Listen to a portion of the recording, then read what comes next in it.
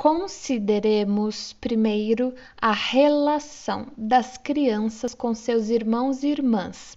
Não sei por que pressupomos que essa relação deva ser amorosa, pois os exemplos de hostilidade entre irmãos e irmãs adultos impõem-se à experiência de todos e é frequente podermos estabelecer o ato de que essa desunião se originou na infância ou sempre existiu.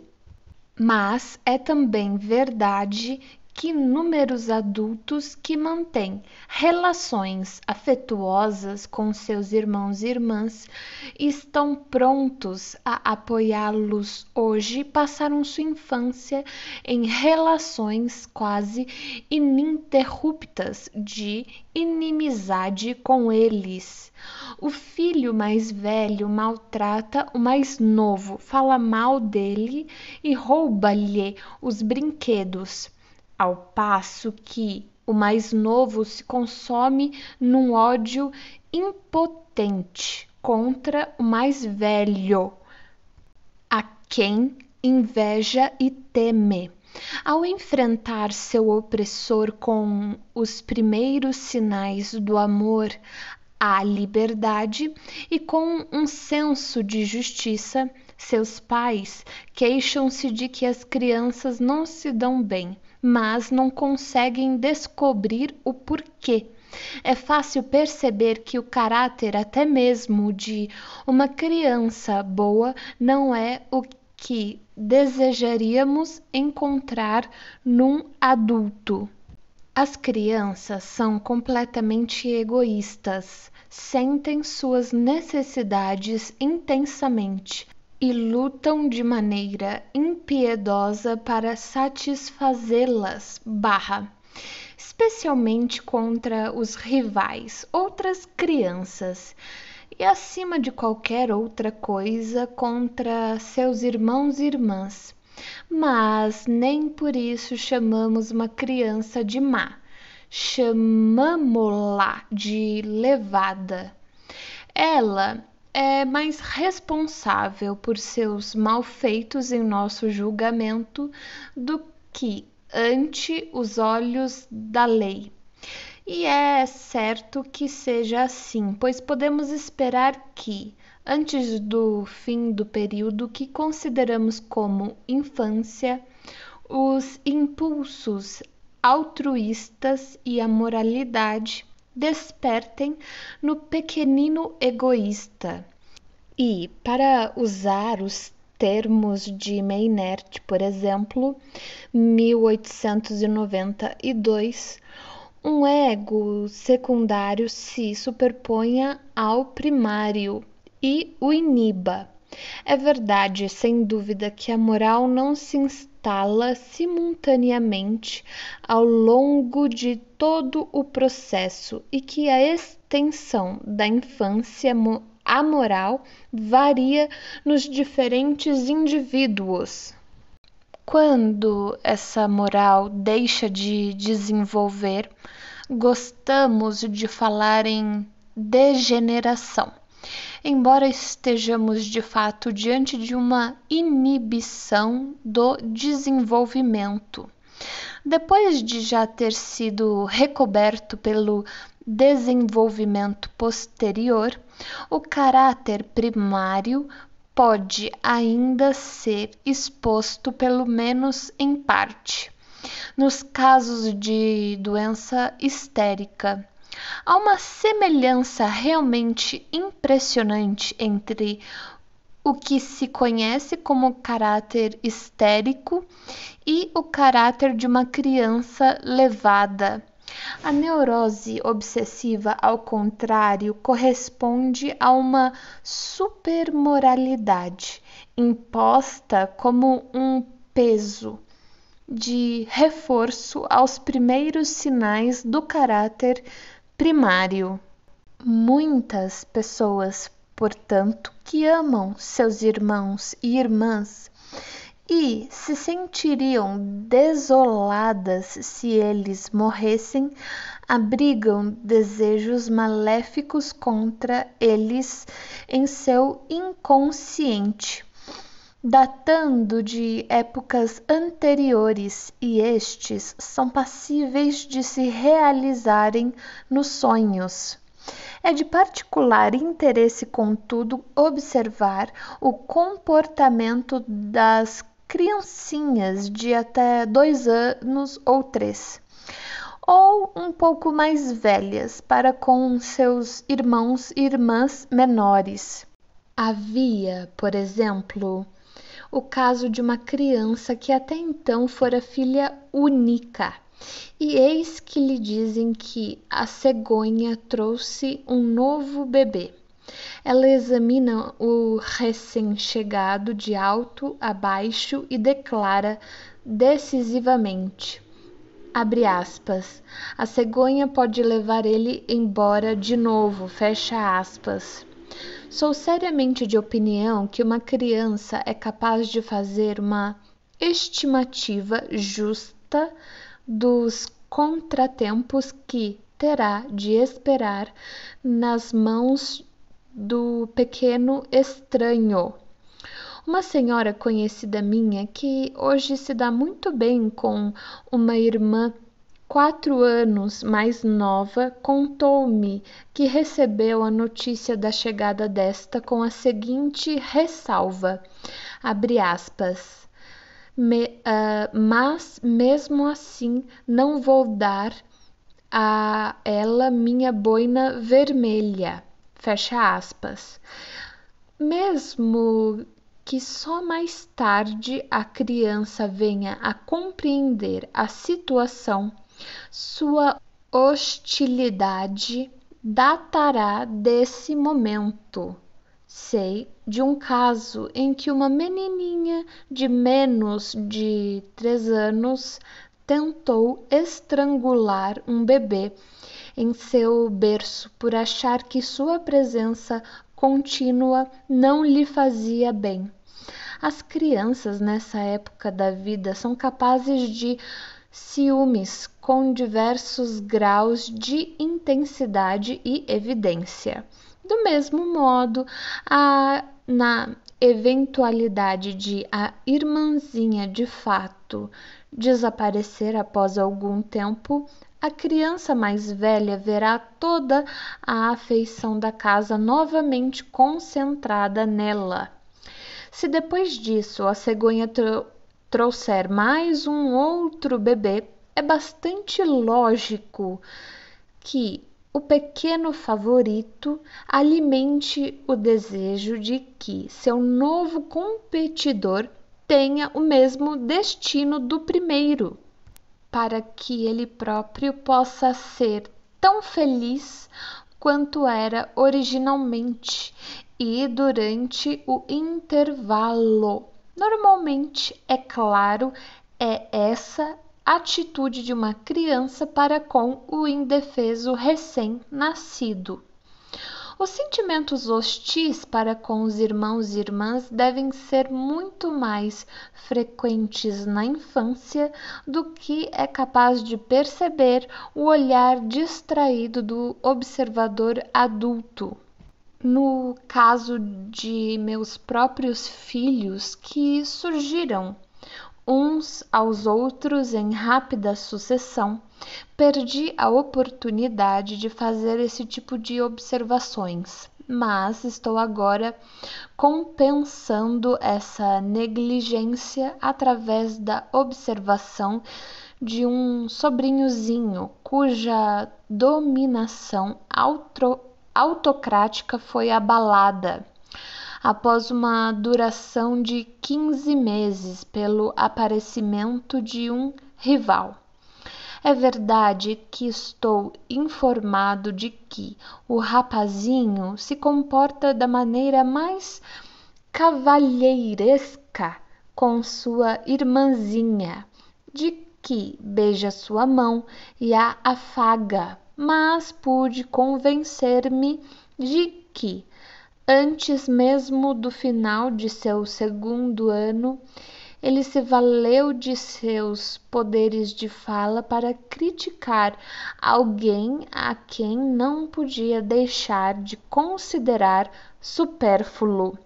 Sempre que a conversa se voltava para ela, ele costumava intervir e exclamar com petulância, abre aspas, muito facota. Durante os últimos meses, o crescimento da neném fez progressos suficientes para colocá-la fora do alcance desse motivo específico de desprezo. E o garotinho encontrou outra base para sua afirmação de que ela não merece tanta atenção assim. Em todas as ocasiões propícias, ele chama atenção para o fato de que ela não tem dentes. Todos nós lembramos de como a filha mais velha de outra irmã minha, que era então uma menina de 6 anos, passou meia hora insistindo junto a cada uma de suas tias, sucessivamente, para que concordassem com ela, abre aspas, Lucy, ainda não entendi isso, não é? Fecha aspas. Ficava a perguntar. Lucy era sua rival, 2 anos e meio mais nova do que ela. Em nenhuma de minhas pacientes, para citar um exemplo, deixei de esbarrar nesse sonho com a morte de um irmão ou de uma irmã, correspondendo a um aumento da hostilidade. Só encontrei uma única exceção e foi fácil interpretá-la como uma confirmação da regra. Numa ocasião, durante uma sessão analítica, explicava esse assunto a uma senhora, já que, em vista de seu sintoma, a discussão do tema me parecia relevante. Para meu assombro, ela respondeu nunca ter tido um desses sonhos. Entretanto, ocorreu-lhe outro sonho que, aparentemente, não tinha nenhuma relação com o assunto. Um sonho que ela tivera primeira vez quando estava com 4 anos e era ainda a caçula da família e que havia sonhado repentinamente desde então. Abre aspas.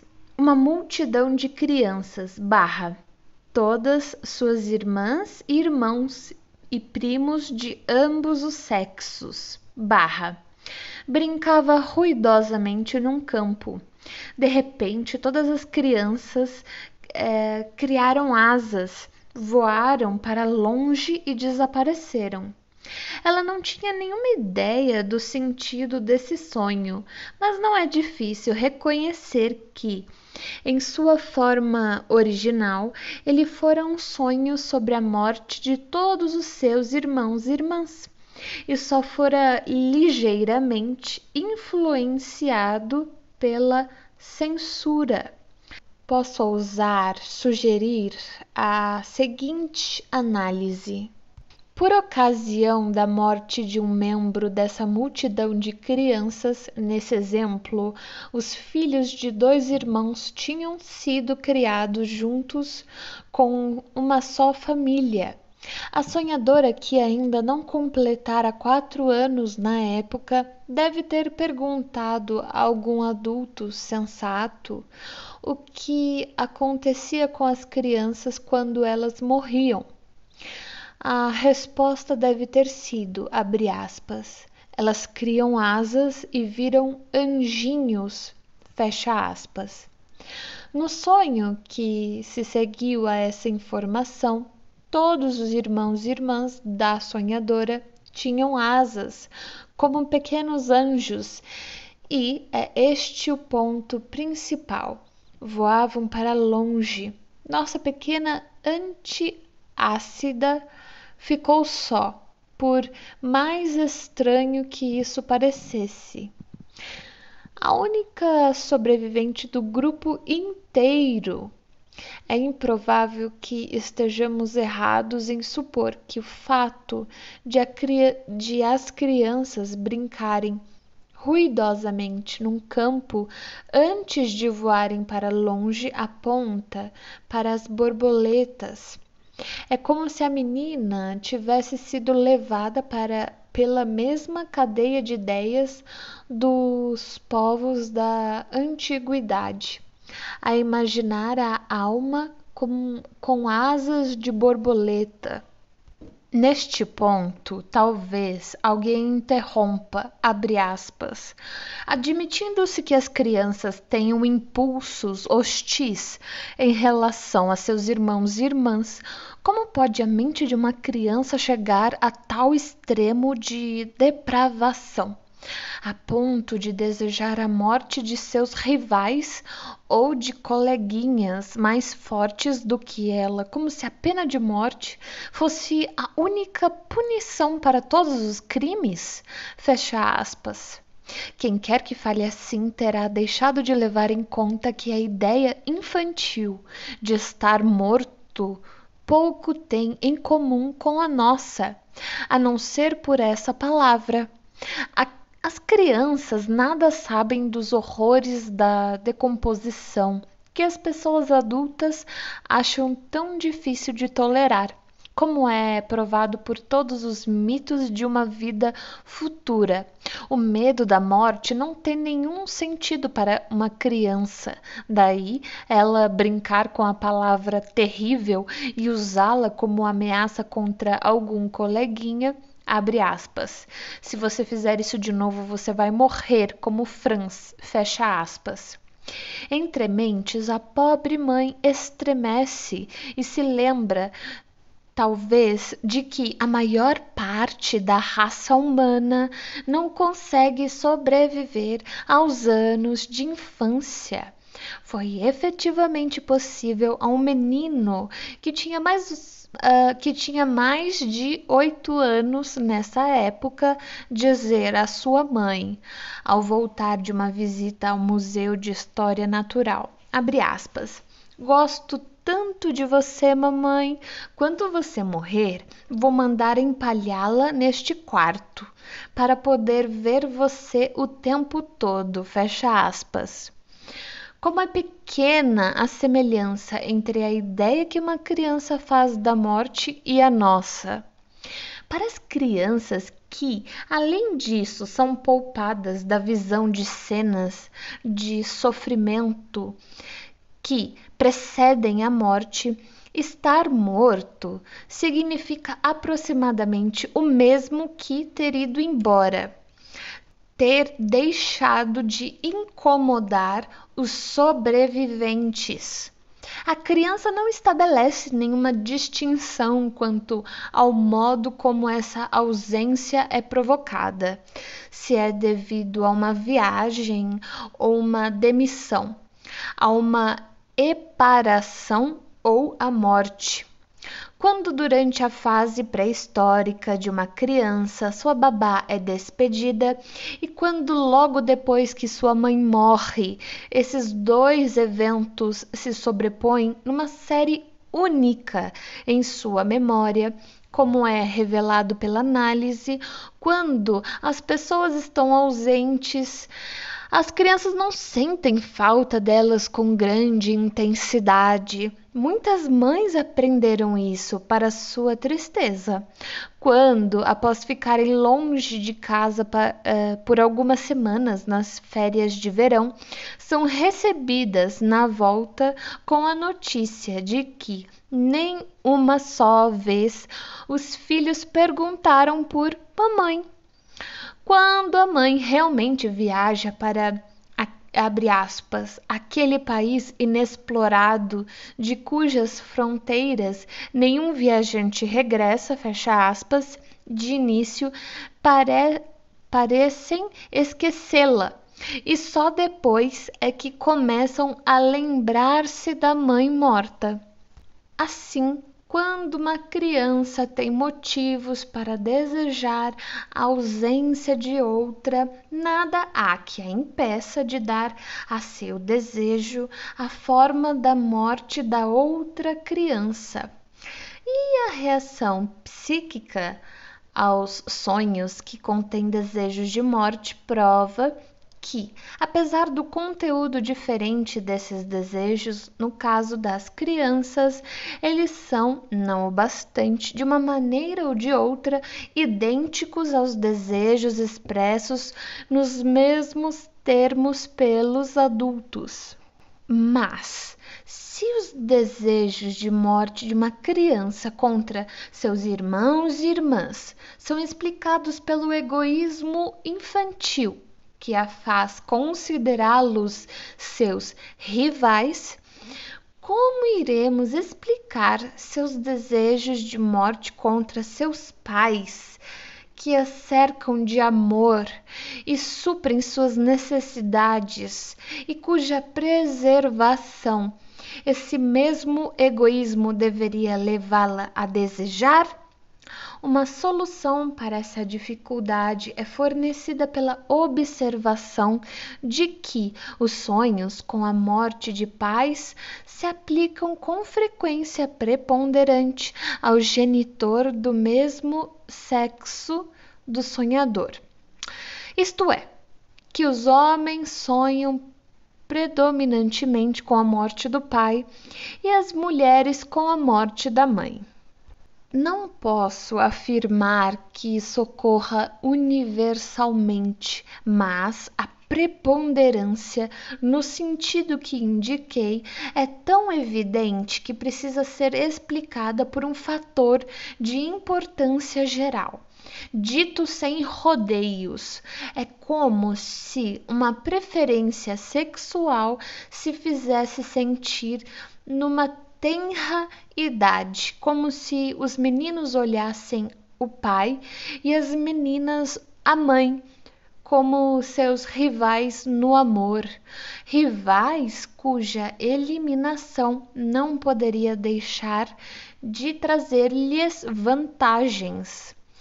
Antes que essa ideia seja rejeitada como monstruosa, é conveniente também, nesse caso, considerar as relações reais vigentes, desta vez entre pais e filhos. Devemos distinguir entre o que os padrões culturais de devoção filial exigem dessa relação e o que a observação cotidiana mostra ser a realidade. Mais de uma causa de hostilidade se esconde na relação entre pais e filhos. Uma relação que propicia as mais amplas oportunidades de surgimento de desejos que não podem passar pela censura. Consideremos primeiramente a relação entre pai e filho. A sacralidade que atribuímos aos mandamentos explicitados no Decálogo tem toldado, penso eu, nossa capacidade de perceber os atos reais. Mal parecemos ousar observar que a maior parte da humanidade desobedece o quinto mandamento, tanto nas camadas mais baixas como nos retratos mais elevados da sociedade humana. A devoção filial tem o hábito de ceder a outros interesses. As obscuras informações que nos são trazidas pela mitologia e pelas lendas das eras primitivas da sociedade humana fornecem-nos uma imagem desagradável do poder despótico do pai e da crueldade com que ele o usa. Cronos devorou seus filhos tal como o javali devora as crias da javalina. enquanto Zeus castrou o pai, fazendo-se rei em seu lugar. Quanto mais irrestrita era a autoridade paterna na família antiga, mais precisava o filho, como seu sucessor predestinado, descobrir-se na posição de um inimigo, e mais impaciente devia ficar para tornar-se chefe ele próprio, através da morte do pai.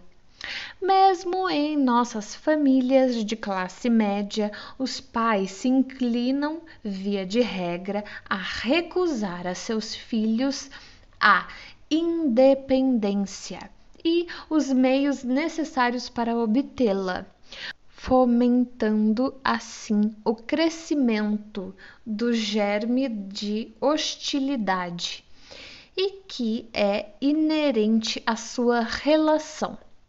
Um médico estará frequentemente em condição de notar como a tristeza de um filho pela morte do pai não consegue suprimir sua satisfação por ter finalmente conquistado sua liberdade. Em nossa sociedade de hoje, os pais tendem a se agarrar desesperadamente ao que resta de uma potesta patris familias, agora tristemente antiquada. E o autor que, como Ibsen, destaca em seus escritos a luta memorial entre pais e filhos, pode ter certeza de produzir um efeito. As causas de conflitos entre filha e mãe surgem quando a filha começa a crescer e ansiar por liberdade sexual, mas se descobre sob a tutela da mãe, enquanto esta, por outro lado, é advertida pelo crescimento da filha de que é chegado o momento em que ela própria deve abandonar suas apropriações à satisfação sexual. Tudo isso fica patente aos olhos de todos, mas não nos ajuda em nosso esforço de explicar os sonhos com a morte dos pais em pessoas cuja devoção a eles foi irrepreensivelmente estabelecida há muito tempo. As discussões precedentes, além disso, ter-nos-ão preparado para saber que o desejo de morte contra os pais remontam à primeira infância. Essa suposição confirmada com uma certeza que não deixa margem a dúvidas no caso dos psiconeuróticos quando sujeitos à análise. Com eles, aprendemos que os desejos sexuais de uma criança, se é que em seu estágio embrionário eles mereçam ser chamados assim, despertam muito cedo, e que o primeiro amor da menina é por seu pai, enquanto os primeiros desejos infantis do menino são pela mãe. Por conseguinte, o pai se transforma num rival perturbador para o menino e a mãe para a menina. E já demonstrei no caso dos irmãos e irmãs com que facilidade esses sentimentos podem levar a um desejo de morte. Também os pais dão mostras em geral da parcialidade sexual. Uma predileção natural costuma fazer com que o homem tenda a mimar excessivamente suas filhinhas, enquanto sua mulher toma o partido dos filhos homens. Muito embora os dois, quando seu julgamento não é perturbado pela magia do sexo, mantém uma rigorosa fiscalização sobre a educação dos filhos. A criança está perfeitamente ciente dessa parcialidade e se volta contra aquele de seus pais que se opõe a demonstrá-la. Ser amada por um adulto não traz para a criança apenas a satisfação de uma necessidade especial. Significa igualmente que ele conseguirá o que quiser também em todos os demais aspectos. Assim, ele estará seguindo sua própria pulsão sexual e, ao mesmo tempo, conferindo um novo vigor à inclinação demonstrada por seus pais, se sua escolha entre eles coincidir com a deles. Os sinais dessas preferências infantis, em sua maior parte, passam despercebidos. No entanto, alguns deles podem ser observados mesmo depois dos primeiros anos da infância. Uma menina de 8 anos a quem conheço, quando sua mãe é chamada a se afastar da mesa, aproveita essa ocasião para proclamar-se sua sucessora. Abre aspas. Agora eu vou ser a mamãe. Você quer mais verduras, Cole? Então se sirva. Fecha aspas. E assim por diante. Uma menina de 4 anos, particularmente dotada e esperta, em quem esse dado da psicologia infantil é especialmente visível, declarou com toda franqueza: Mamãe agora pode ir embora. O papai vai ter que casar comigo e eu vou ser mulher dele. O fato de tal desejo ocorrer numa criança não é absolutamente incompatível com o estar ternamente ligada à mãe. Um menino a quem se permite que durma ao lado da mãe enquanto o pai está fora de casa, mas que tem de voltar para o quarto das crianças e para alguma pessoa de quem gosta muito menos, tão logo o pai retorna, pode facilmente começar a formar um desejo de que o pai esteja sempre ausente, de modo que ele próprio possa conservar seu lugar ao lado da querida e adorável mãezinha. Uma maneira óbvia de concretizar esse desejo seria se o pai estivesse morto, pois a criança aprendeu uma coisa com a experiência, a saber que as pessoas mortas, como o vovô, estão sempre ausentes e nunca mais voltam.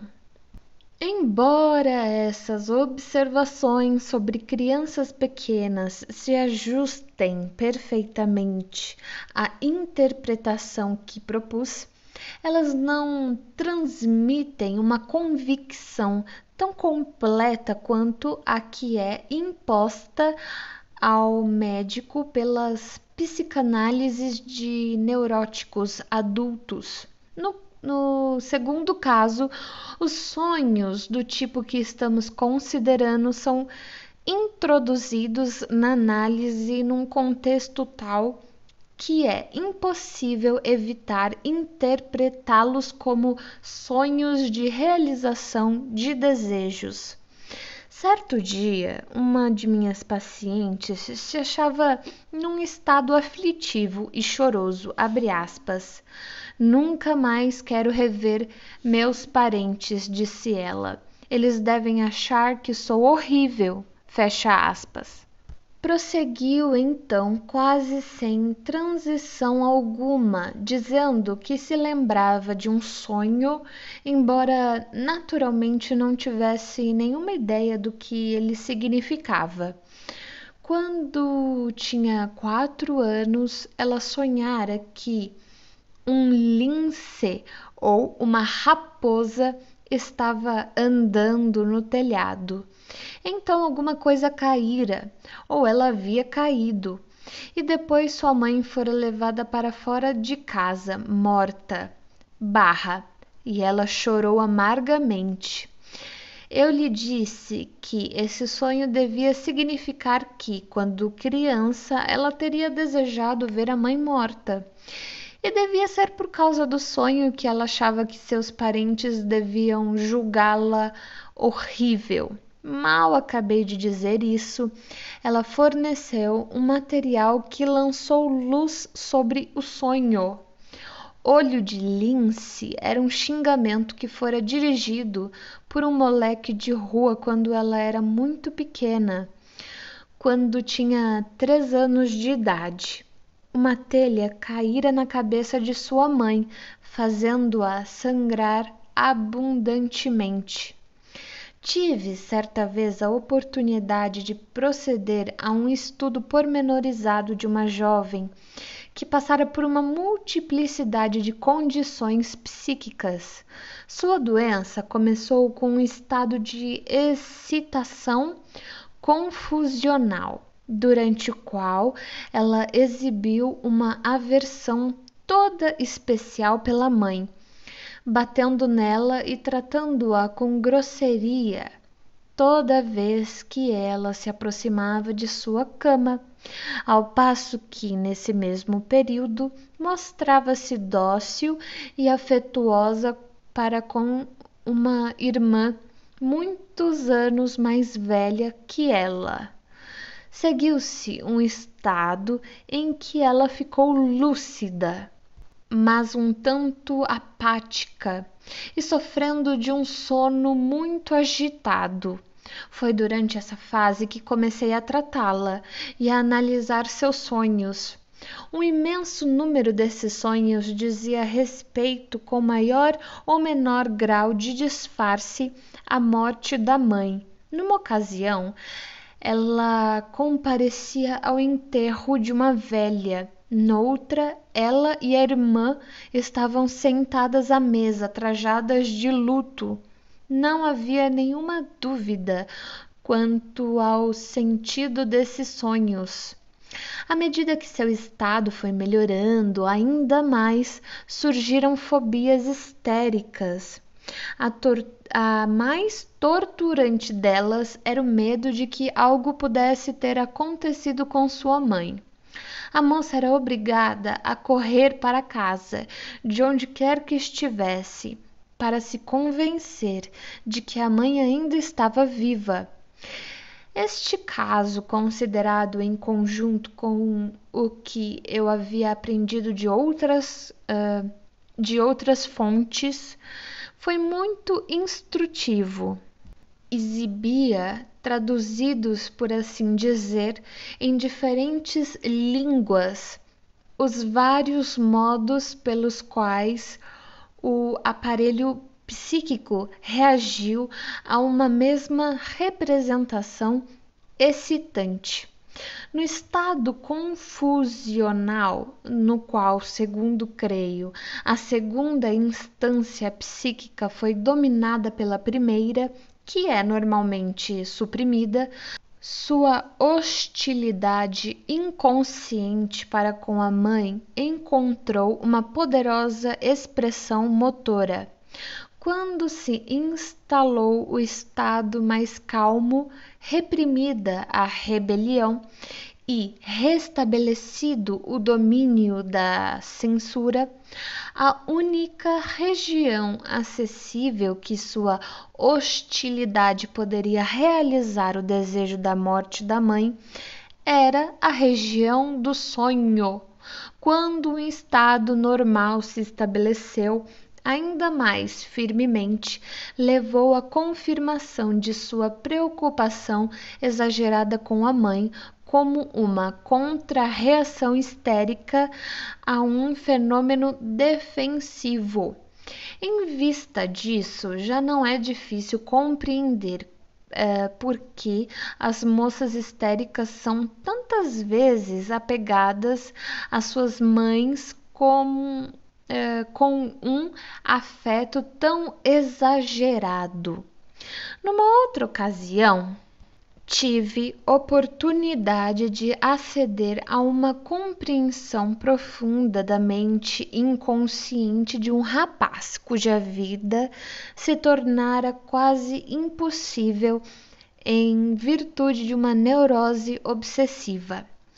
Ele estava impossibilitado de sair à rua porque era torturado pelo medo de matar toda pessoa que encontrasse. Passava seus dias preparando um álibi para a eventualidade de ser acusado de um dos assassinatos cometidos na cidade. Desnecessário acrescentar que era um homem de moral e educação igualmente elevadas. A análise que, aliás, o levou a recuperar-se mostrou que a base dessa torturante obsessão era um impulso de assassinar seu pai extremamente severo. Esse impulso, para a surpresa dele, fora conscientemente expressado quando ele tinha 7 anos, mas se originara, é claro, numa fase muito anterior de sua infância. Após a penosa doença e a morte do pai, surgiram no paciente as auto-recriminações obsessivas. Ele contava então 31 anos, tomando a forma de uma fobia transferida para estranhos. Não se podia confiar, achava ele, em que uma pessoa capaz de querer empurrar o próprio pai para o precipício do alto de uma montanha fosse respeitar as vidas daqueles com quem tivesse uma relação menos estreita. Ele tinha toda a razão de se fechar em seu quarto. Em minha experiência, que já é extensa, o papel principal na vida mental de todas as crianças que depois se tornam psiconeuróticas é desempenhado por seus pais. Apaixonar-se por um dos pais e odiar o outro figuram entre os componentes essenciais do acervo de impulsos psíquicos que se formam nessa época e que é tão importante na determinação dos sintomas da neurose posterior. Não é minha crença, todavia, que os psiconeuróticos difiram acentuadamente nesse aspecto dos outros seres humanos que permanecem normais, isto é, que eles sejam capazes de criar algo absolutamente novo e peculiar a eles próprios. É muito mais provável, e isto é confirmado por observações ocasionais de crianças normais, que eles se diferenciem apenas por exibirem, numa escala ampliada, sentimentos de amor e ódio pelos pais, os quais ocorrem de maneira a menos óbvia e intensa nas mentes da maioria das crianças. Essa descoberta é confirmada por uma lenda da antiguidade clássica que chegou até nós. Uma lenda cujo poder profundo e universal de comover só pode ser compreendido se a hipótese que propus com respeito à psicologia infantil tiver a validade igualmente universal. O que tenho em mente é a lenda do rei Édipo e a tragédia de Sófocles, que traz o seu nome. Édipo, filho de Laio, rei de Tebas, e de Jocasta, foi enjeitado quando criança, porque um oráculo advertira Laio de que a criança, ainda por nascer, seria o assassino de seu pai.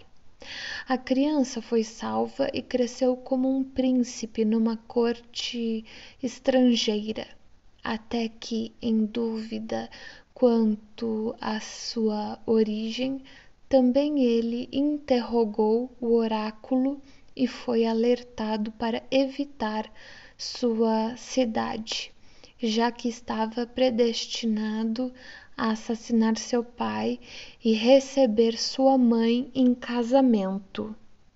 Na estrada que o levava para longe do local que ele acreditara ser seu lar, encontrou-se com o rei Laio e o matou numa súbita rixa. Em seguida, dirigiu-se a Tebas e decifrou o enigma apresentado pela esfinge, que lhe barrava o caminho. Por gratidão aos tebanos, fizeram-no rei e lhe deram a mão de Jocasta em casamento. Ele reinou por muito tempo com paz e honra, e aquela que, sem que ele o soubesse, era sua mãe, deu-lhe 2 filhos e 2 filhas. Por fim, então, irrompeu uma peste, e os tebanos mais uma vez consultaram o oráculo. É nesse ponto que se inicia a tragédia de Sofocles. Os mensageiros trazem de volta a resposta de que a peste cessará quando o assassino de Laio tiver sido expulso do país. Mas ele, onde está ele? Onde se há de ler agora o desbotado registro dessa culpa de outrora? A ação da peça não consiste em nada além do processo de revelação, com engenhosos adiamentos e sensação sempre crescente, um processo que pode ser comparado ao trabalho de uma psicanálise, de que o próprio Édipo é o assassino de Laio, mas também de que é o filho do homem assassinado e de Jocasta, estarrecido ante o ato abominável que inadvertidamente perpetrara, Édipo cega a si próprio e abandona o lar. A predição do oráculo fora cumprida. O Oedipus Rex é o que se conhece como uma tragédia do destino. Diz-se que seu efeito trágico reside no contraste entre a suprema vontade dos deuses e as vãs tentativas da humanidade de escapar ao mal que a ameaça. A lição que, segundo se afirma, o espectador profundamente comovido deve extrair da tragédia é a submissão à vontade divina e o reconhecimento de sua própria impotência. Os dramaturgos modernos, por conseguinte, tentaram alcançar um efeito trágico semelhante, tecendo o mesmo contraste num enredo inventado por eles mesmos. Mas os espectadores ficaram a contemplar, impassíveis, enquanto uma praga ou um vaticínio oracular se realizava apesar de todos os esforços de algum homem inocente. As tragédias do destino posteriores falharam em seu efeito. Se Oedipus Rex comoveu tanto uma plateia moderna quanto fazia com a plateia grega na época, A explicação só pode ser que seu efeito não está no contraste entre o destino e a vontade humana, mas deve ser procurado na natureza específica do material com que esse contraste é exemplificado. Deve haver algo que faz uma voz dentro de nós ficar pronta a reconhecer a força compulsiva do destino de Oedipus, ao passo que podemos descartar como meramente arbitrários os desígnios do tipo formulado em Die an Frau, entre colchetes de Grillparzer, ou entre outras modernas tragédias do destino. E há realmente um fator dessa natureza envolvido na história do rei Édipo. Seu destino comove-nos apenas porque poderia ter sido o nosso, porque o oráculo lançou sobre nós, antes de nascermos, a mesma maldição que caiu sobre ele. É destino de todos nós, talvez, dirigir nosso primeiro impulso sexual para nossa mãe, e nosso primeiro ódio e primeiro desejo assassino para o nosso pai. Nossos sonhos nos convencem de que é isso que se verifica. O rei Édipo, que assassinou Laio, seu pai, e se casou com Jocasta, sua mãe, simplesmente nos mostra a realização de nossos próprios desejos infantis. Contudo, mais afortunados que ele, entre mentes, conseguimos, na medida em que não nos tenhamos tornado psiconeuróticos, desprender nossos impulsos sexuais de nossas mães e esquecer nosso ciúme de nossos pais. Ali está alguém em quem esses desejos primevos de nossa infância foram realizados, e dele recuamos com toda a força do recalcamento pelo qual esses desejos, desde aquela época, foram contidos dentro de nós, enquanto traz à luz a medida que desvenda o passado, a culpa de Édipo.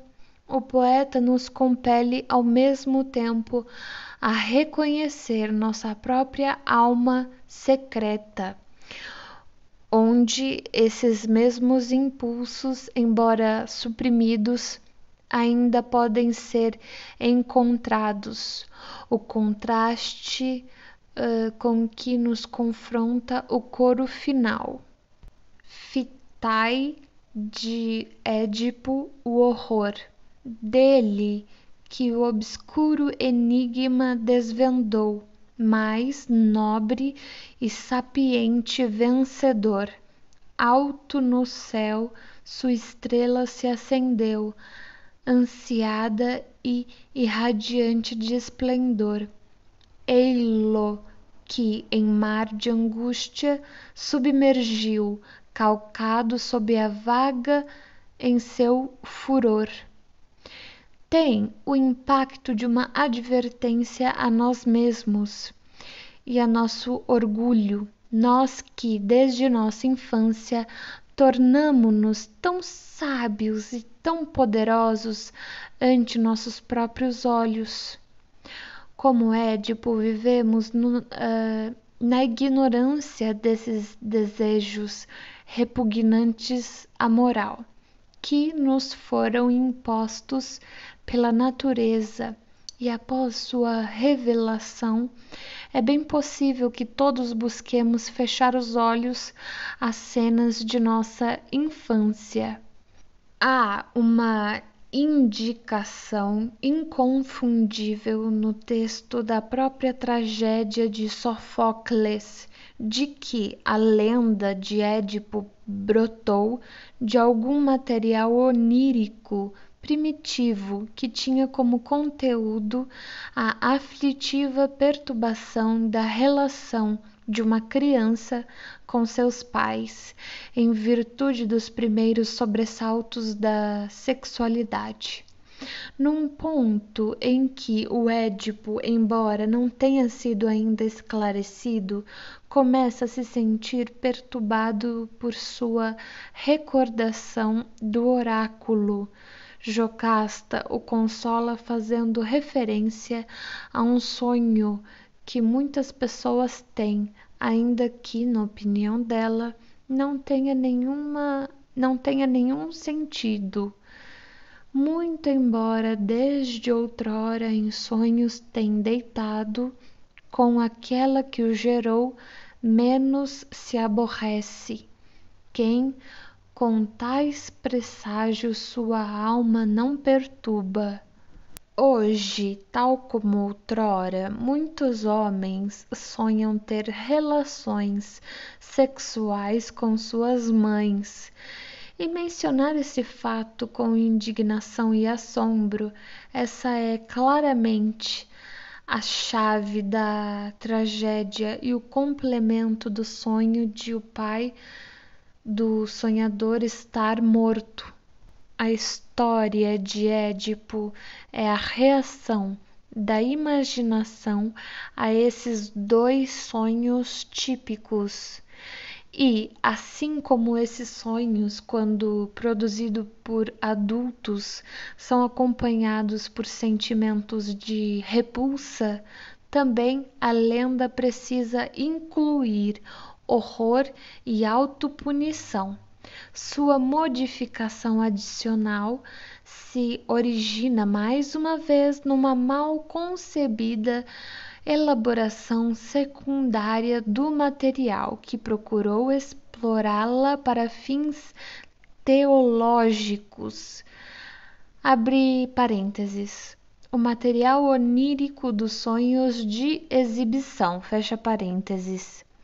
A tentativa de harmonizar a onipotência divina com a responsabilidade humana deve naturalmente falhar em relação a esse tema, tal como em relação a qualquer outro.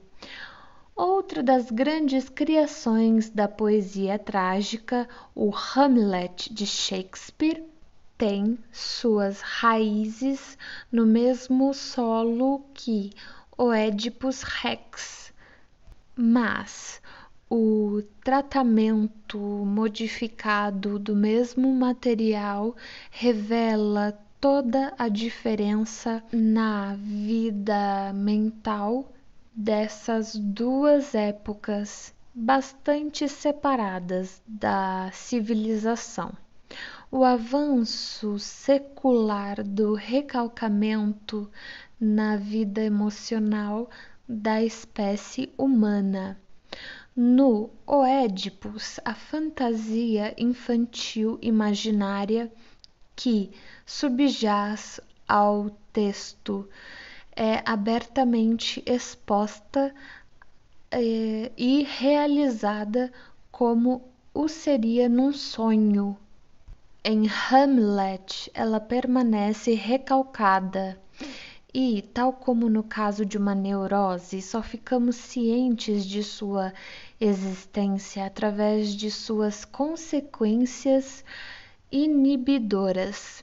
Estranhamente, o efeito esmagador produzido por essa tragédia mais moderna revelou-se compatível com o fato de as pessoas permanecerem em completa ignorância quanto ao caráter do herói. A peça se alicerça nas hesitações de Hamlet em cumprir a tarefa de vingança que lhe é atribuída. mas seu texto não oferece nenhuma razão ou motivo para essas hesitações, e uma imensa variedade de tentativas de interpretá-las falhou na obtenção de qualquer resultado. Segundo a visão que se originou em Goethe, ou Goethe, Goethe, e é ainda hoje predominante. Hamlet representa o tipo de homem cujo poder de ação direta é paralisado por um desenvolvimento excessivo do intelecto. Abre parênteses, ele está amarelecido com a palidez do pensamento, fecha parênteses. Segundo outra visão, o dramaturgo tentou retratar um caráter patologicamente indeciso, que poderia ser classificado de neurastênico. O enredo do drama nos mostra, contudo, que Hamlet está longe de ser representado como uma pessoa incapaz de adotar qualquer atitude. Vemo-lo fazer isso em duas ocasiões. Primeiro, num súbito rompante de cólera, quando trespassa com a espada o curioso que escuta a conversa por trás da tapeçaria. E em segundo lugar, de maneira premeditada e até ardilosa, quando, com toda a insensibilidade de um príncipe da Renascença, envia os dois cortesãos à morte que fora planejada para ele mesmo. O que é então que o impede de cumprir a tarefa imposta pelo fantasma do pai? A resposta, mais uma vez, está na natureza peculiar da tarefa. Hamlet é capaz de fazer qualquer coisa, salvo vingar-se do homem que eliminou seu pai e tomou o lugar deste junto à sua mãe, o homem que lhe mostrara os desejos recalcados de sua própria infância realizados. Desse modo, o ódio que deveria impeli-lo à vingança é nele substituído por auto-recriminações, por escrúpulos de consciência que o fazem lembrar que ele próprio literalmente não é melhor do que o pecador a quem deve punir. Aqui traduzi em termos conscientes o que se destinava a permanecer inconsciente na mente de Hamlet. E se alguém se inclinar a chamá-lo de histérico, só poderei aceitar esse fato como algo que está implícito em minha interpretação. A aversão pela sexualidade expressa por Hamlet em sua conversa com Ofélia ajusta-se muito bem a isso. A mesma aversão que iria apossar-se da mente do poeta em escala cada vez maior durante os anos que se seguiram e que alcançou sua expressão máxima em Timon ou Timon de Atenas, pois naturalmente só pode ser a própria mente do poeta que nos confronta em Hamlet. Observo num livro sobre Shakespeare de George Brandes, 1896, uma declaração de que Hamlet foi escrito logo após a morte do pai de Shakespeare, em 1601, isto é, sob o impacto imediato de sua perda, e, como bem podemos presumir, enquanto seus sentimentos infantis sobre o pai tinham sido recentemente revividos, sabe-se também que o próprio filho de Shakespeare, que morreu em tenra idade, trazia o nome de Hamnet, que é idêntico a Hamlet, assim como Hamlet versa a relação entre um filho e seus pais. Macbeth, escrito aproximadamente no mesmo período, aborda o tema da falta de filhos. Entretanto, assim como todos os sintomas neuróticos e, no que tange a esse aspecto, todos os sonhos são passíveis de ser superinterpretados e, na verdade, precisam sê-lo se pretendermos compreendê-los na íntegra.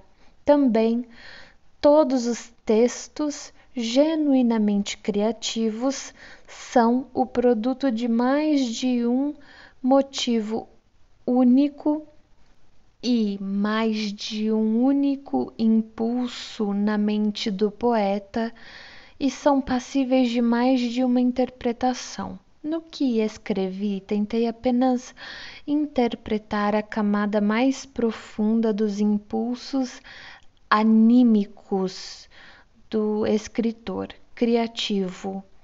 Não posso abandonar o tema dos sonhos típicos sobre a morte de parentes queridos, sem acrescentar mais algumas palavras para lançar luz sobre sua importância para a teoria dos sonhos em geral. Nesses sonhos encontramos realizada a situação extremamente incomum de um pensamento onírico formado por um desejo recalcado que foge inteiramente à censura e passa para o sonho sem modificação. Deve haver fatores especiais em ação para possibilitar esse fato. E creio que a ocorrência desses sonhos é facilitada por dois desses fatores. Em primeiro lugar, nenhum desejo parece mais distante de nós do que este. Abre aspas. Não poderíamos nem sonhar, fecha aspas, barra. Assim acreditamos, barra, em desejar uma coisa dessas. Por essa razão, a censura do sonho não está armada para enfrentar tal monstruosidade. Da mesma forma que o Código Penal de Solon não continha nenhuma punição para parricídio. Em segundo lugar, nesse caso, o desejo recalcado e insuspeitado coincide parcialmente, com extrema frequência, com um resíduo do dia anterior, sob a forma de uma preocupação com a segurança da pessoa em questão. Essa preocupação só consegue penetrar no sonho valendo-se do desejo correspondente, enquanto o desejo pode disfarçar-se por trás da preocupação que se tornou mais ativa durante o dia. Podemos inclinar-nos a pensar que as coisas são mais simples do que isso e que o sujeito simplesmente dá continuidade durante a noite e nos sonhos aquilo que esteve resolvendo na mente durante o dia. Nesse caso, porém, estaremos deixando os sonhos da morte de pessoas que são caras ao sonhador inteiramente no ar e sem qualquer ligação com nossa explicação dos sonhos em geral.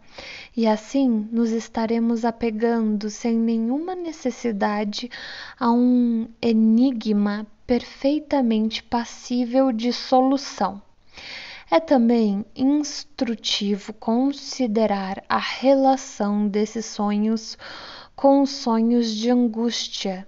Nos sonhos que vimos examinando, um desejo recalcado encontrou meio de fugir à censura e à distorção que a censura implica.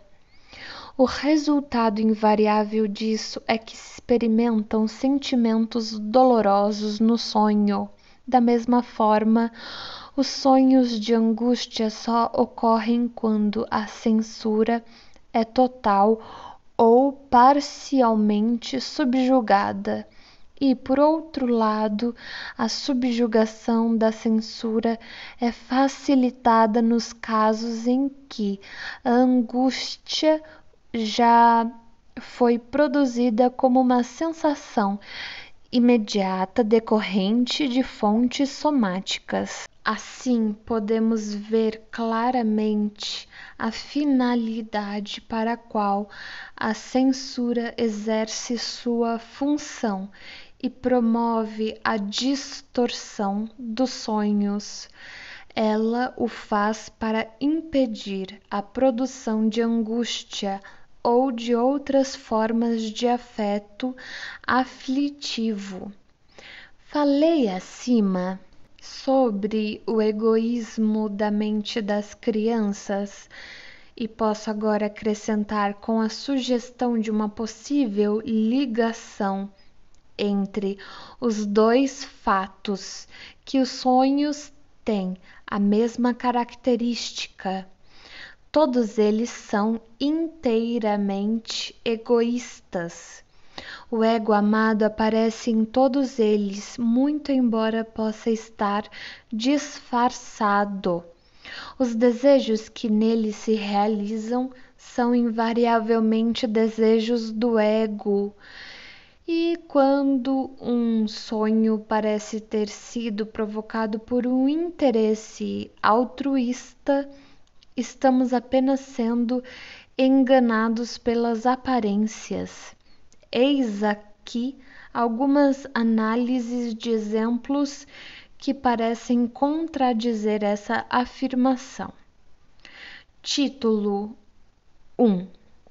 Uma criança com menos de 4 anos de idade contou ter sonhado que vira um prato enorme com um grande pedaço de carne assada e legumes. De repente, toda a carne foi comida inteira e sem ser destrinchada. Ela não viu a pessoa que a comeu. Quem teria sido a pessoa desconhecida cujo suntuoso banquete de carne constituiu o tema do sonho do menininho? Suas experiências durante o dia do sonho devem esclarecer-nos sobre o assunto. Por ordem médica, ele fora submetido a uma dieta de leite nos últimos dias. Na noite do dia do sonho, ele se mostrara travesso e, como castigo, fora mandado para a cama sem jantar. Ele já havia passado por essa cura pela fome numa ocasião anterior e se portara com muita bravura. Sabia que não conseguiria nada, mas não se permitiria demonstrar, nem mesmo por uma única palavra, que estava com fome. A educação que já começara a surtir efeito nele encontrou expressão em meu sonho, que exibe o início da distorção onírica. Não há nenhuma dúvida de que a pessoa cujos desejos eram visados nessa generosa refeição de carne ainda por cima era ele próprio. Mas, como sabia que isso não lhe era permitido, ele não se aventurou a sentar-se pessoalmente para desfrutar a refeição, como fazem as crianças famintas nos sonhos, abre parênteses. O sonho de minha filhinha Ana com os morangos, fecha parênteses. A pessoa que se serviu da refeição permaneceu no anonimato. Título 2. Sonhei certa noite que via na vitrina de uma livraria um novo volume de uma das séries de monografias que para conhecedores que têm o hábito de comprar monografias sobre grandes artistas, sobre história mundial, sobre cidades famosas, etc. A nova série era intitulada Oradores Famosos ou Discursos, e seu primeiro volume trazia o nome do Dr. Lesher. Quando vim a analisar isso, pareceu-me improvável que devesse preocupar-me em meus sonhos com a fama do Dr. Lesher, o orador ininterrupto do grupo dos obstrucionistas do Partido Nacionalista Alemão no parlamento. O caso foi que, alguns dias antes, eu recebera alguns pacientes novos para tratamento psicológico e agora estava obrigado a falar durante 10 ou 12 horas todos os dias. Assim, eu próprio é que era o orador ininterrupto. Título 3. De outra feita, sonhei que um homem conhecido meu, que fazia parte do pessoal da universidade, me dizia: meu filho, o míope. Seguiu-se então um diálogo constituído por curtas observações e réplicas.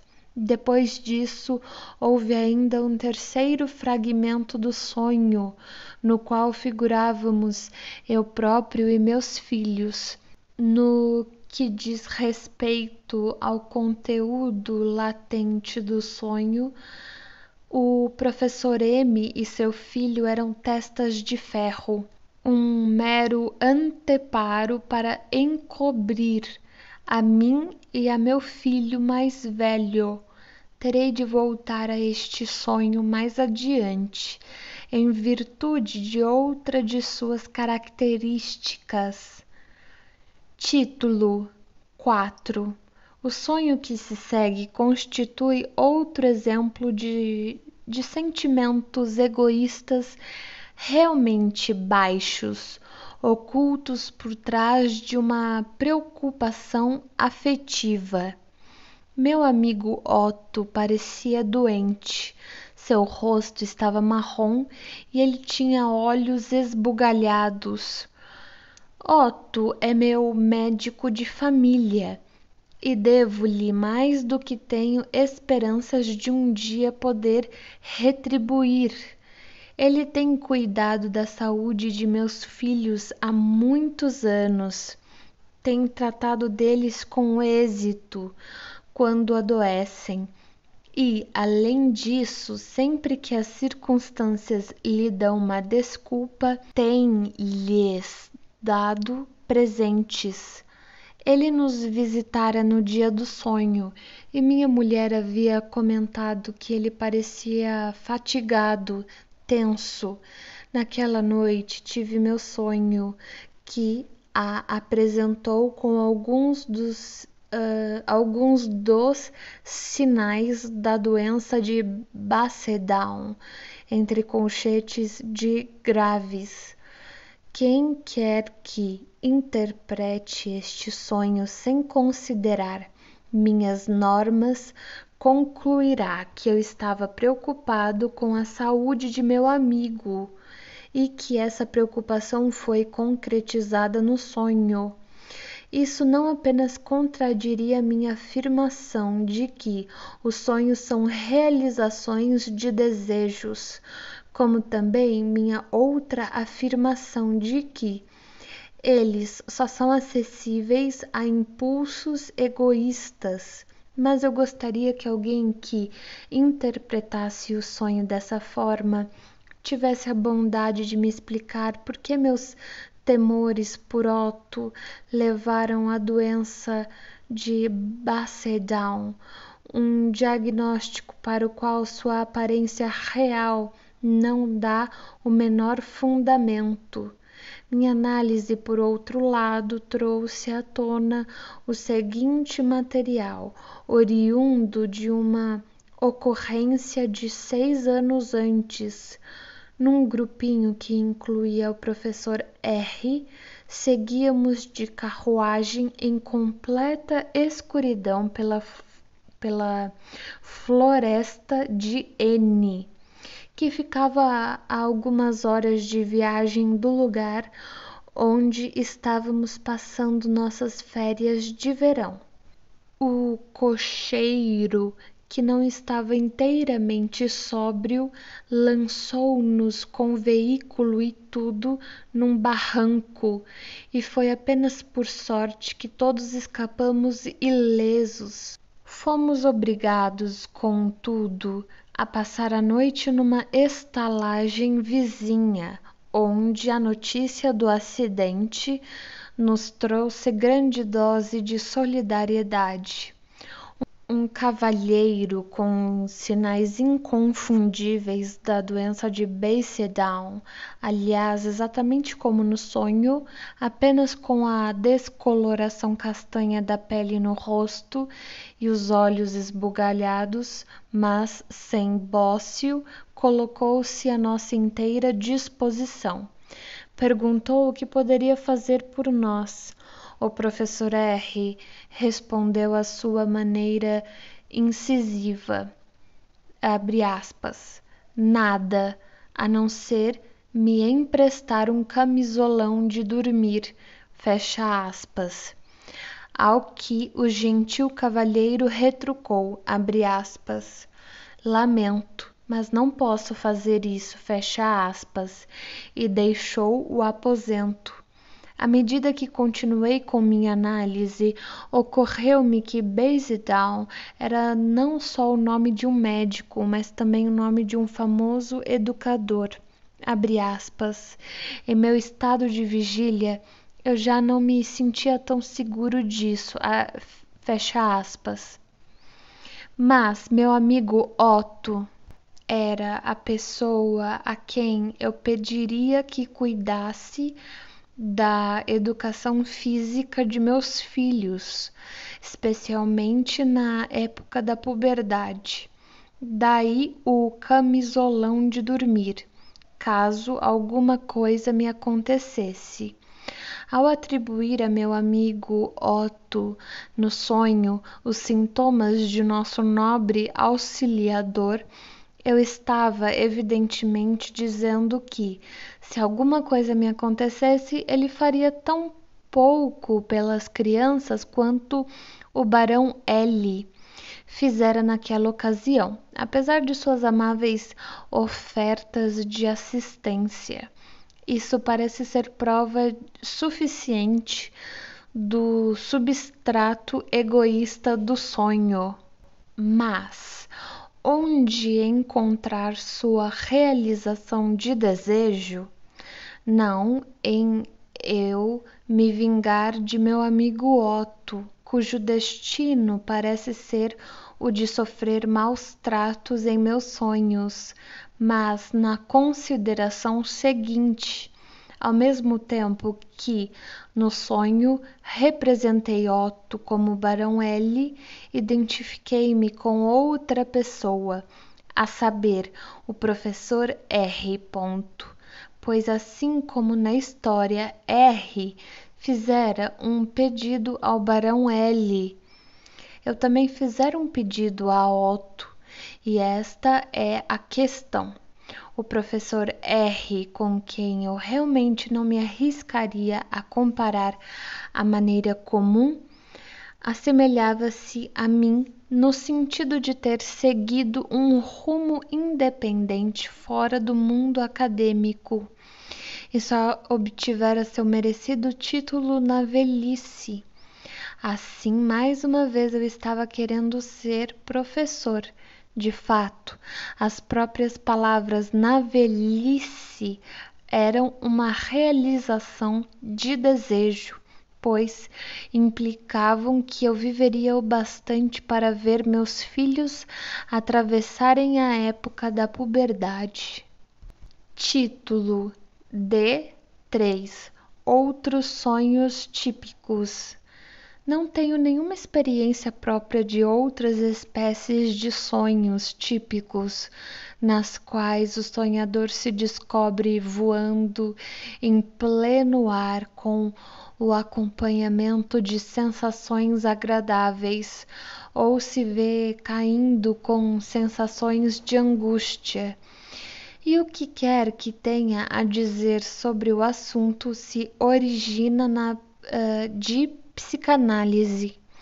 As informações proporcionadas por estas últimas forçam-me a concluir que também esses sonhos reproduzem impressões da infância, isto é, eles se relacionam com jogos que envolvem movimentos que são extraordinariamente atraentes para as crianças.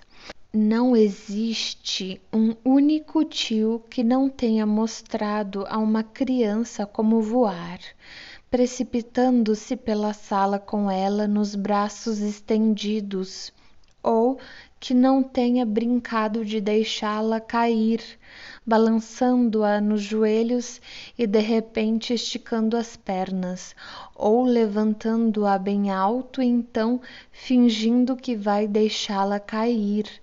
As crianças se deliciam com tais experiências e nunca se cansam de pedir que elas sejam repetidas, especialmente se houver nelas algo que provoque um pequeno susto ou uma tontura. Anos depois, elas repetem essas experiências nos sonhos. Nestes, porém, elas deixam de fora as mãos que as sustinham, de modo que flutuam ou caem sem apoio. O prazer que as crianças pequenas experimentam nas brincadeiras deste tipo, bem como nos balanços e gangorras, é bem conhecido, e quando elas passam a ver façanhas acrobáticas num circo, sua lembrança de tais brincadeiras é revivida. Os ataques histéricos nos meninos às vezes consistem meramente em reproduções de façanhas dessa espécie, executadas com grande habilidade. Não é incomum que esses jogos de movimento, embora inocentes em si, deem lugar a sensações sexuais. As travessuras entre colchetes, Herzen, infantis, se é que posso empregar uma palavra que comumente descreve todas essas atividades, são o que se repete nos sonhos de voar, cair, sentir tonteiras e assim por diante, enquanto as sensações prazerosas ligadas a essas experiências são transformadas em angústia, com bastante frequência, porém, como toda mãe sabe, as travessuras entre as crianças realmente terminam em brigas e lágrimas. Assim, tenho bons motivos para rejeitar a teoria de que o que provoca os sonhos de voar e cair é o estado de nossas sensações táteis durante o sono, ou as sensações de movimento de nossos pulmões, etc. Ao meu ver, essas sensações são reproduzidas elas próprias como parte da lembrança a que remonta o sonho, isto é, são parte do conteúdo do sonho e não sua fonte. Não posso, contudo, esconder de mim mesmo que sou incapaz de fornecer qualquer explicação completa sobre essa classe de sonhos típicos. Meu material deixou-me em apuros precisamente neste ponto. Devo, entretanto, insistir na afirmação geral de que todas as sensações táteis e motoras que ocorrem nesses sonhos típicos são evocadas tão logo se verifica qualquer motivo psíquico para utilizá-las e podem ser desprezadas quando não surge tal necessidade deles. Sou também de opinião que a relação desses sonhos com as experiências infantis foi estabelecida com certeza a partir das indicações que obtive nas análises de psiconeuróticos. Não sei dizer, porém, que outros significados podem ligar-se à lembrança dessas sensações no curso de fases posteriores da vida. Significados diferentes, talvez, em cada curso individual, apesar da aparência típica dos sonhos, e gostaria de poder preencher essa lacuna mediante uma análise cuidadosa de exemplos claros. Se alguém se sentir surpreso com o fato de, a despeito da frequência precisamente dos sonhos de voar, cair, extrair dentes, etc., eu estar me queixando de falta de material sobre esse tópico específico, devo explicar que eu mesmo não tive nenhum sonho dessa natureza desde que voltei minha atenção para o tema da interpretação dos sonhos. Ademais, os sonhos dos neuróticos, dos quais de outro modo eu me poderia valer, nem sempre podem ser interpretados, não pelo menos em muitos casos, de modo a revelarem a totalidade de seu sentido oculto, uma força psíquica particular que se relacionou com a estruturação original da neurose e que é mais uma vez acionada quando se fazem tentativas de solucioná-la, impede-nos de interpretar esses sonhos até seu último segredo. Título D4 Sonhos com exames. Quem quer que tenha passado pelo vestibular no final de seus estudos escolares queixa-se da obstinação com que é perseguido por sonhos angustiantes de ter sido reprovado ou de ser obrigado a refazer o exame, etc. No caso dos que obtiveram um grau universitário, esse sonho típico é substituído por outro que os representa como tendo fracassado em seus exames universitários finais. E é em vão que fazem objeções, mesmo enquanto ainda estão adormecidos, de que há anos vêm exercendo a medicina ou trabalhando como conferencistas da universidade ou como chefes de escritório.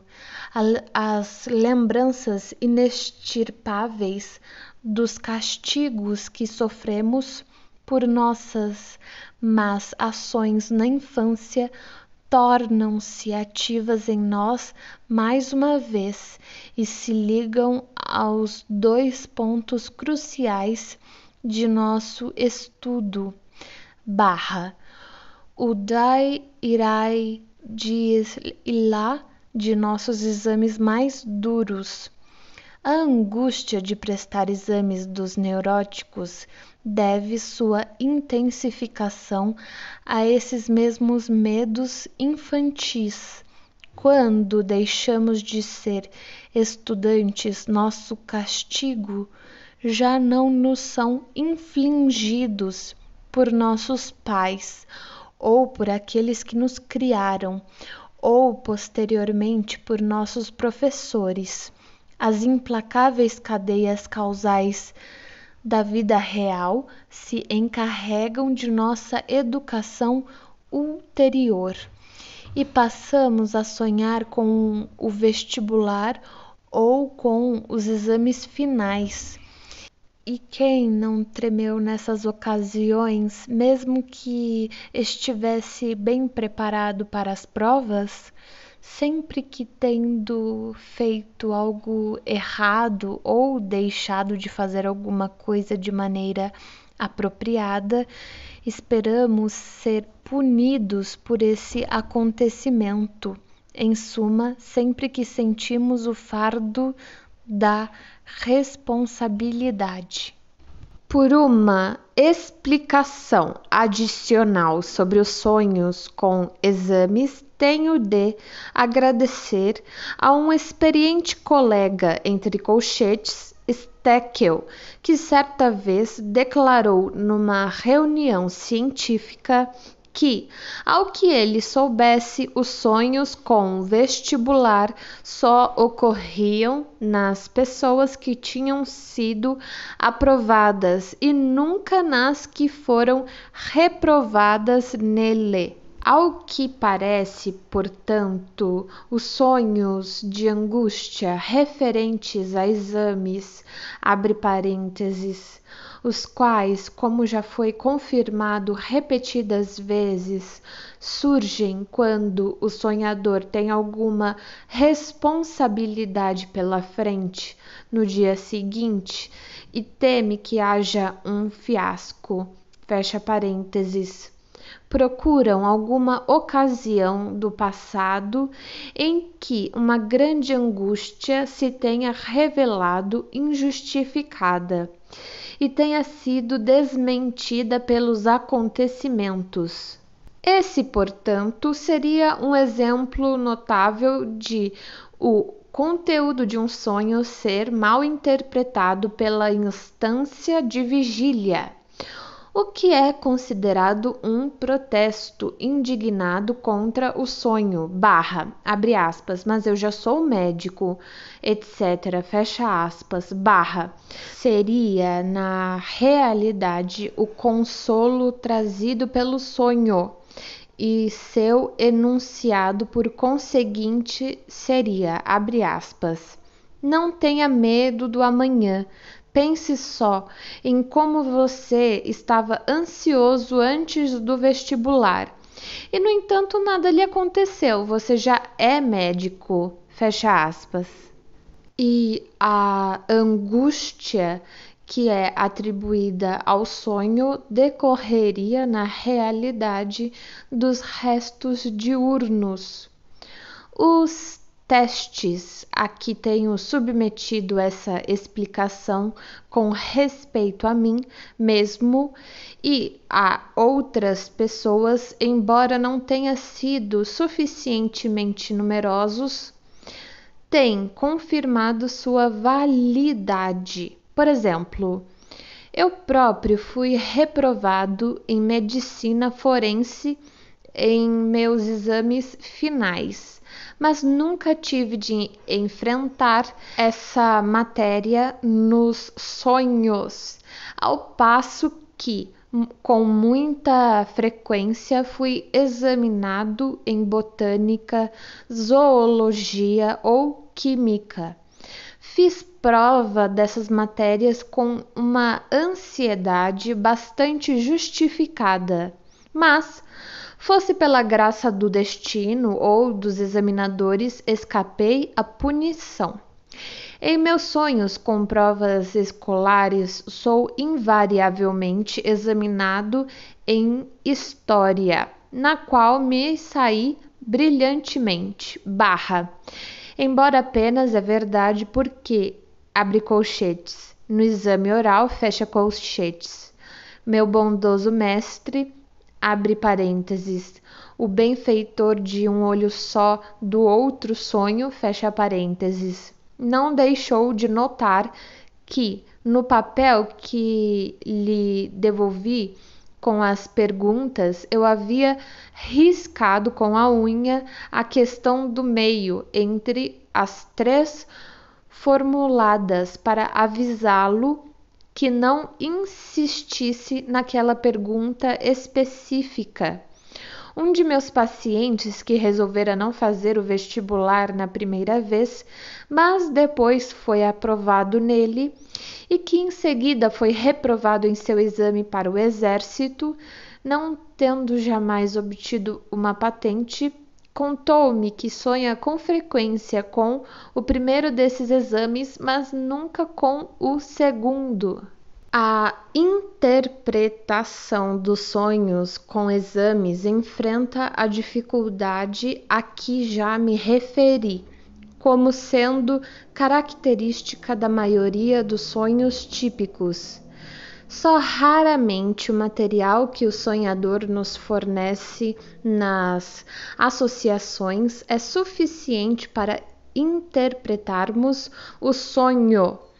Somente reunindo um número considerável de exemplos desses sonhos é que poderemos chegar a uma melhor compreensão deles. Não faz muito tempo cheguei à conclusão de que a objeção, abre aspas, você já é médico, fecha aspas, não apenas oculta um consolo, como também significa uma recriminação. Esta seria, abre aspas, você já está muito velho agora, com uma idade muito avançada, mas ainda continua a fazer essas coisas estúpidas e infantis, fecha aspas. Essa mescla de autocrítica e consolo corresponderia assim ao conteúdo latente dos sonhos com exames. Sendo assim, não surpreenderia que as autorrecriminações, por ser estúpido e infantil nesses últimos exemplos, se referissem à repetição de atos sexuais repreensíveis. Wilhelm Steckel, que propôs a primeira interpretação dos sonhos com o vestibular, entre colchetes matura, era de opinião que eles estavam regularmente relacionados com provas sexuais e com a maturidade sexual. Minha experiência tem muitas vezes confirmado seu ponto de vista.